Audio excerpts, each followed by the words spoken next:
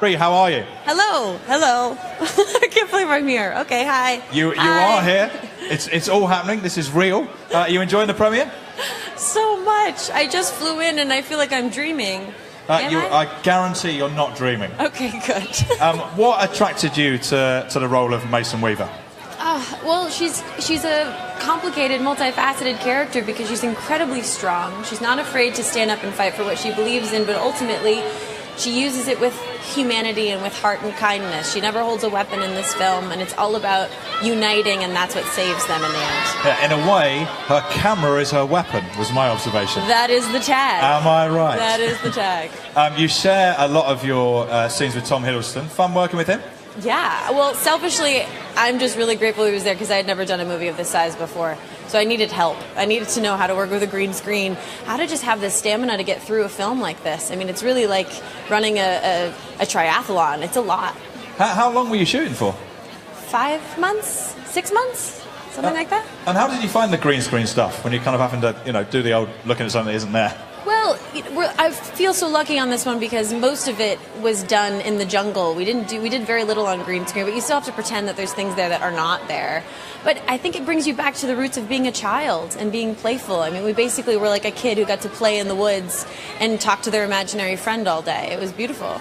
And what about the kind of action sequences? Were they good fun or just a bit knackering? Well, both, of course, but so much fun. I'd never done anything like this before, so when my day involves like running through a boneyard all day, being chased by a giant monster, it's like you go home at the end of the day and you're like, I can't believe that this is my life and this is my job. It's so cool. Yeah. I mean, you say that to a lot of people and you think you had gone mad. You're like, Brie, were you actually running through a boneyard? Well, and with stuff like this, it's a secret, so you can't tell anybody. So you can't tell your friends or your family until the film comes out. And so that's when they're like, oh, that's what you were doing. Weird. It all makes sense. Yeah, we were worried about you. Yeah. You obviously you play a photographer in the film. Did you find yourself at any point kind of really getting into it and taking photos and like saying to the stills photographer on set, no, don't worry, I think I've got this actually? I did, yeah. I had taken a photography class back in high school, so this was a great opportunity to get back into it again. So I took film photos the whole time. I'm not sure if they'll be out or around here, but we did do a little gallery of them back in LA. And oh, nice. Yeah, it was quite great. And what do you hope that audiences take away from watching the film? I just want people to kind of come up to their own conclusion as to what the film means. But I do think that the film, on top of being really beautiful and fun and exciting to watch on a big screen, I think it does ask these questions of ourselves, and what a wonderful time to do them, about what legacy do we want to leave as people? How do we want to unite? What's worth fighting for? How do we protect the vulnerable? Our planet, the environment, So I hope people... Should we kill a huge gorilla? I mean, the big questions. Ask yourself those questions, and then I hope that you come to a really peaceful conclusion in the end. I think most of us will. I hope so. Thanks very much, Bree. Yeah, he can't do it, it's too big. He's doing his best, though. I'm trying. That's actually a good shot. Where you guys? Yeah, that's nice. How are you enjoying it? You've been to a few premieres. This is a good one, isn't it? Yeah, it seems to be a good one so far. Everybody's here. Film's pretty good. Hopefully it'll be a great time tonight for everyone. How long ago did you see the film? 2 weeks. Yeah, and do you like it? Yeah. Don't sound surprised. Yeah. No, I did actually. Yeah. Well, you do them, you hope, and sometimes you get there and you're not so happy, and sometimes you are. This is not one of those occasions. I'm pleased. Yeah, it's great.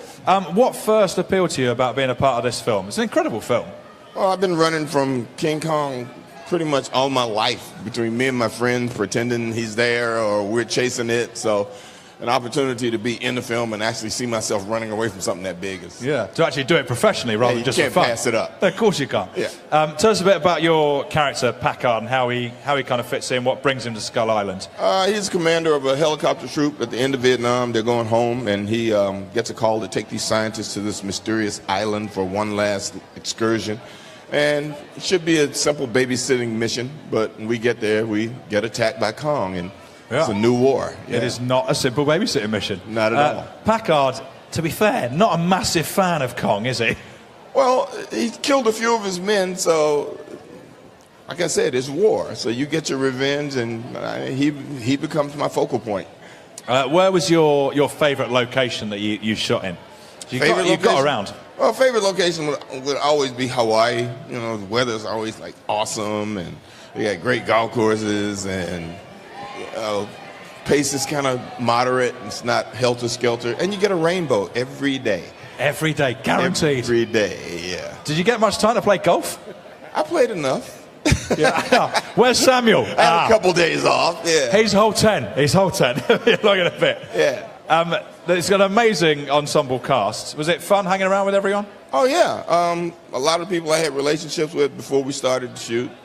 Tom, for sure, part of the Marvel Universe. John C. Reilly and I worked together for a while. Bree, for the first time, but, you know, we had an immediate connection. Jason, Corey, I just finished watching Straight Outta Compton, so it was kind of great to meet those young men and do that. So it's really wonderful. Samuel, thanks. Robert's just dealing with the crowds at the moment, also dealt with the crowds on the film, directed the film. How are you?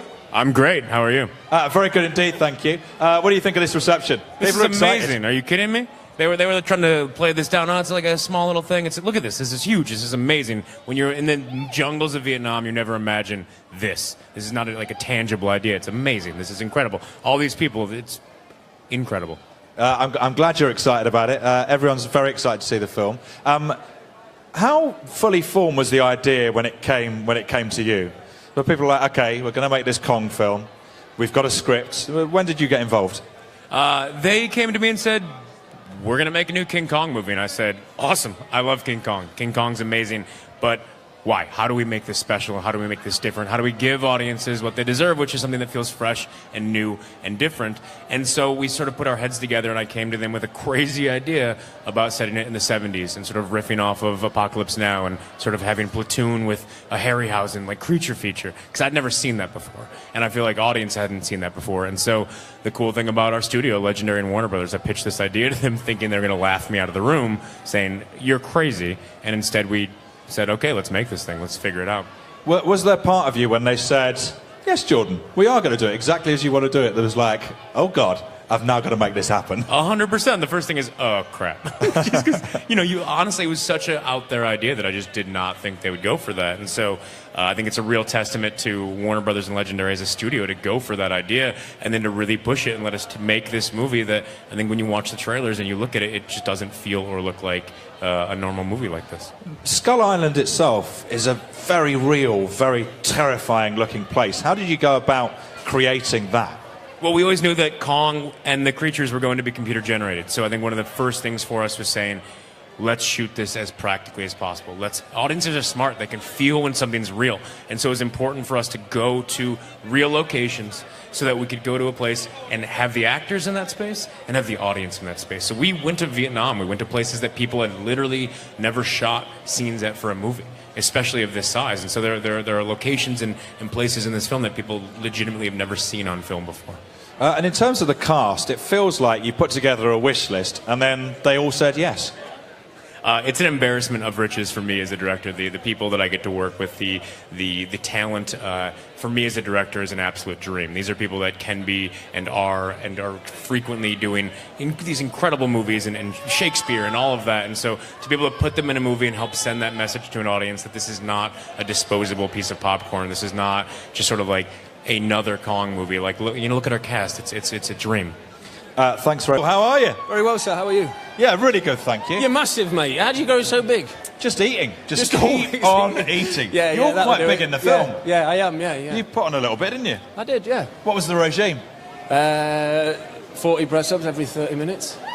You were never doing that. Was it? Seriously? Yeah. 40 That's press-ups keeps chest exhausting. big. Yeah, For then how- it hides your belly fat, you know what I mean? It's good, yeah. Clever. Yeah. What do you make of this premiere? It's all right, isn't it? astonishing, yeah. It's a Decent. phenomenal thing, yeah, lovely. Lovely to be in Leicester Square. It's very rare you get to do a Leicester Square these days. Yeah, and here we are in Leicester Normally you're Square. over at the O2 or something like that. Yeah, it's nice here. No, we've sorted it out for you. Thank you. Tell us a bit about your character, Jack Chapman. How does he fit into the story?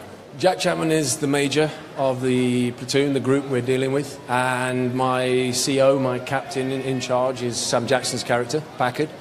And, I get separated. I'm flying a different helicopter and I get separated from the group, and, it's kind of a lonely story.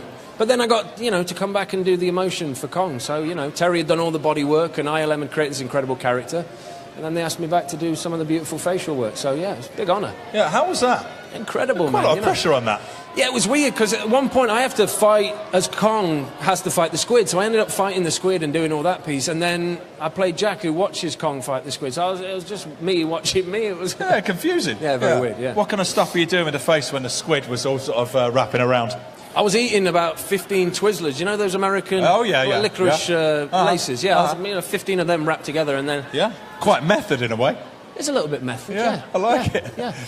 What was your favourite location? Some amazing locations in They kind of topped each other. We went to Hawaii and they taught us to fly helicopters, if you can believe that they would waste their time teaching me to fly helicopters. Acting's all right, isn't it, sometimes? It's all right, yeah. So they flew me to Hawaii, teach me to fly helicopters, and then they took us to Australia and then to Vietnam. So, you know, each one got slightly better and more exotic and incredible.